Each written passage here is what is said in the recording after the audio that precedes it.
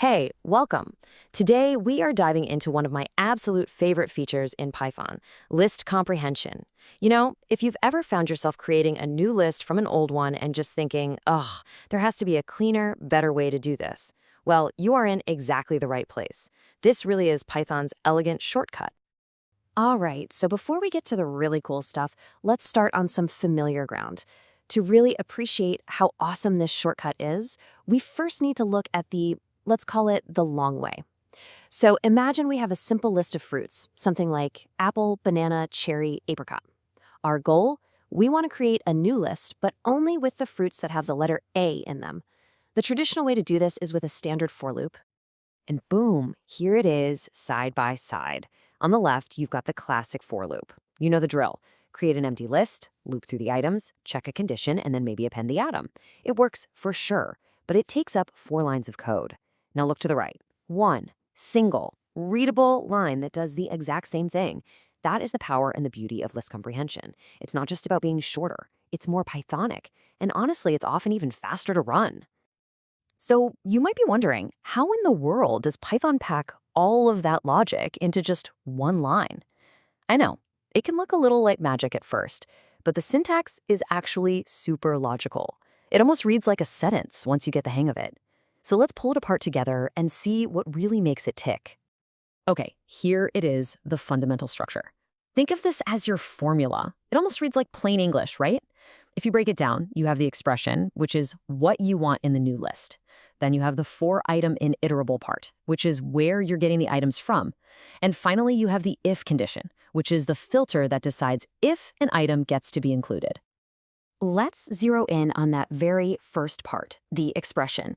This is basically the outcome. It's what you actually want to put into your new list for each item that passes the test. In our simple fruit example, the expression was just X, the fruit itself. But as we're going to see in just a little bit, this is where you can get really creative and start transforming your data. Next up, we have the engine of the whole operation, for-item initerable. Now, this should look super familiar to you, right? It's the heart of a standard for loop, just tucked inside those square brackets.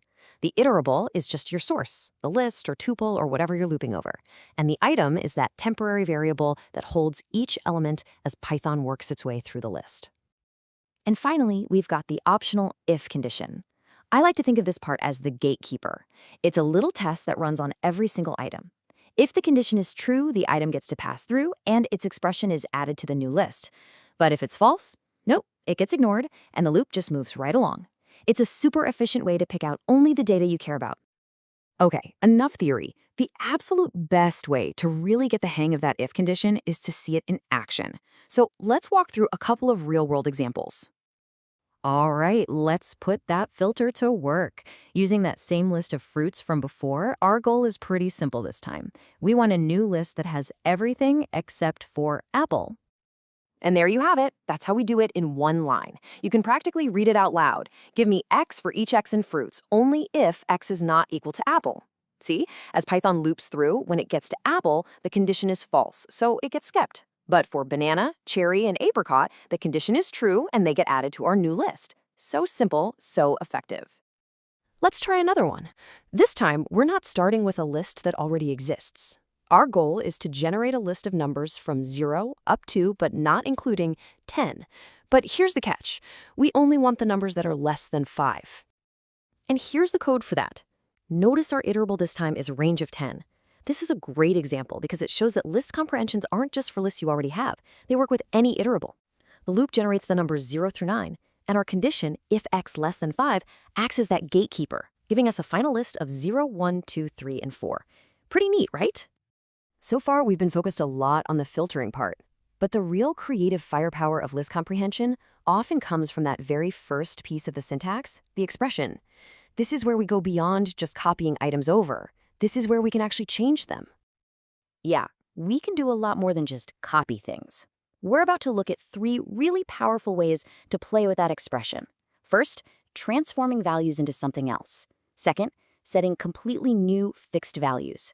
And third, and this one's really cool, using conditional logic right inside the expression itself. First up, transforming values. Take a look at this.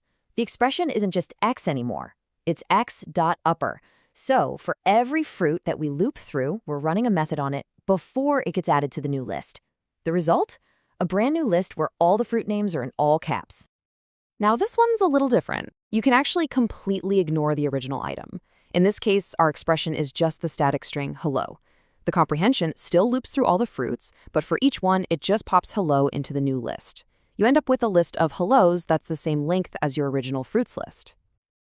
Okay, and now for the grand finale of expressions. This one can be a bit of a mind bender at first, but it is incredibly powerful. It's a conditional expression. The trick is to read it like this. The value I want to add is x, if x is not banana. Otherwise, the value to add is orange. So what we're doing is changing banana to orange on the fly, while all the other fruits stay exactly the same. So cool. So, let's bring it all home. List comprehension, it's not just some fancy party trick. It's a fundamental tool for writing cleaner, more efficient, and way more readable Python code. I promise you, mastering this skill will genuinely level up your programming game. So, what are the big things to remember here? First, list comprehensions are concise and super readable. They turn clunky loops into a single, elegant line. Second, that if condition gives you incredibly flexible filtering. Third, the expression is where the real magic happens, letting you transform data any way you want. And finally, don't forget this works with any iterable in Python, not just lists. And since it's optimized behind the scenes, it's often faster too. And that's a wrap on our look at Python's most elegant shortcut. We've seen how to build, filter, and transform lists all in a single beautiful line of code. So I'll just leave you with this question. Now that you have this powerful new tool in your toolkit, what are you going to build with it? Happy coding!